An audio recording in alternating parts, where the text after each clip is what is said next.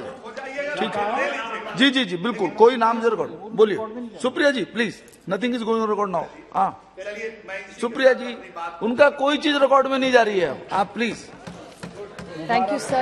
I speak on behalf of the Nationalist Congress Party in this 193 on the Ukraine and Russia situation. So there is no glory in the battle worth the blood it costs. So I take this thought forward, which Sumati, my colleague and friend, mentioned earlier, that nobody really wins a war. It's only war widows, children who are orphaned many times, and mothers who just have people telling them that your son was a brave son who's never going to come back. So it's a very, very painful situation. The television that we've been watching, the media reports that are coming, it's a very, very painful times I think the world is watching today. We have to take sides. We are judging people what is right or wrong. But truly what is really right in any war is something I've never understood. I would like to thank the Ministry of External Affairs and the leader who leads it, Shri Jaishankar ji. And this is the second time I'd like to thank him for the COVID intervention that his entire team did. I think was just most wonderful, and I think the only thought that I have in mind as a Member of Parliament is gratitude towards your department, because in the most challenging times during the COVID, MEA was one mantralaya that all you had to do is just tweet, and within minutes, I mean, people sort of thought that it was flattering for us. They thought we were so influential in India that we could actually help people all over the world. And I think we got a lot of blessings thanks to you, but we won't forget to pass them on, because they actually deserve at the MEA doorstep, not at ours. We are only agencies to do that. So this department and the entire team globally has done wonderful work during COVID. And then came another situation, which was this Operation Ganga. Operation Ganga, I do understand, it has its moments. And Dr. Tharoor has spoken extensively about it. But I don't think we should even forget all the airlines who helped us. I mean, it's unfortunate that India doesn't have its own airline anymore, but all the Indians came together. It was not about who owned the airline, whether it was private, whether it was government, but everybody unitedly supported it and brought all our children back.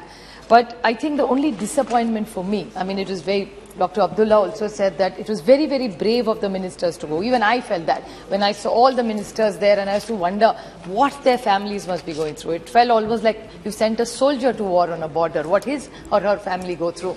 But clearly they went. But I think the disappointing scenes for us, which I really didn't want to criticize, because they had done such wonderful work, had one thing you had not done. This was actually a fast shot which had just gone flawlessly for you, is the jingoism that came at the end of it, which was very painful because you had done such wonderful work. And fortunately, I didn't see you doing it, so there was hope for me in this government that one of my most favorite ministers didn't do it, because he really showed dignity and class, because we are not doing a favor to our children by bringing them. Bacche hamare, लाना हमारी जिम्मेदारी है, and they are our children, they are not yours and mine, and everybody's children study abroad. My son studies abroad now. My daughter is aspiring to go abroad. So there's nothing right or wrong कि जिनको कम mark मिले इसलिए भागा. I think it's very, very unfortunate to judge our children. Children look for opportunities. And here at globalization, we can't say कि जो भारत में पढ़ेगा वही अच्छा बच्चा है, जो परदेश में गया उसको कम mark मिले. I think these are very unfortunate, careless statements, and we in this house must be very, very respectful and make sure that we don't make such statements, especially at such times. But this Operation Ganga went out exceptionally well. I remember a mother. I would like to put his Vandana from my constituency. Her son is becoming a doctor because he didn't get the marks, didn't get the admission. She would call me every day and cry. She was a helpless mother who was running from pillar to post कि कोई मेरे बच्चे को ठीक से लाए. And then he was walking. They were doing everything to help each other. And the MEA was very, very kind. And I'd really put our gratitude on record for everything that you have done for our children. What I would like to highlight in this entire discussion is the Russian military imports, and in the foreign policy, we constantly talk about Atmanirbhar Bharat. Now, how are we going to take this relationship forward? with Russia is something we'll have to introspect, because a lot of times what happens is we are dependent on them. It's wonderful to be Atmanirbhar for any human being and a nation.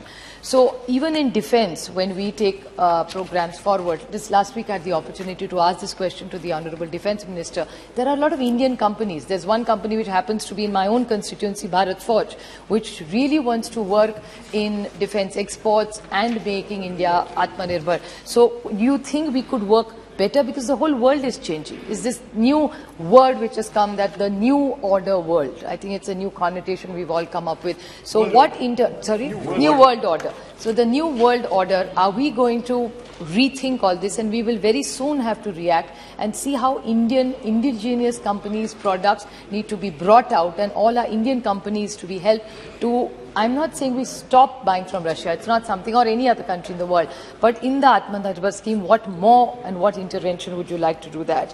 Talk about human rights, a lot of, even the Honorable Home Minister yesterday talked about human rights, and it's of the person who suffers is the human rights we're talking about. I appreciate what he said yesterday, but today, even if we are pro-Russia or pro-whichever country in the world we want, today what is happening in Ukraine is unpardonable for anybody. What have those children, those women done that they are paying this price for? You see women with guns. It's not something, I'm completely against the gun controls. Why should anybody need a gun? Guns are to be kept by the government. Why do citizens need guns?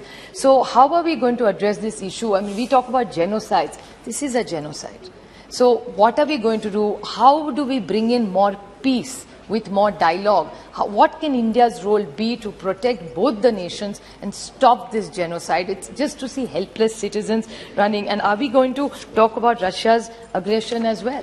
And I'm not saying this, our relationship is wonderful, but even if we have a good relationship with somebody, if there is something which we feel is not good, I think it's our moral duty to raise it.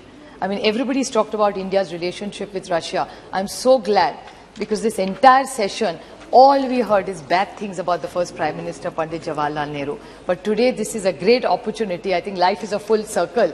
That today, we are praising Pandit Jawaharlal Nehru, and that's the legacy. Legacies don't just come from parties and organizations.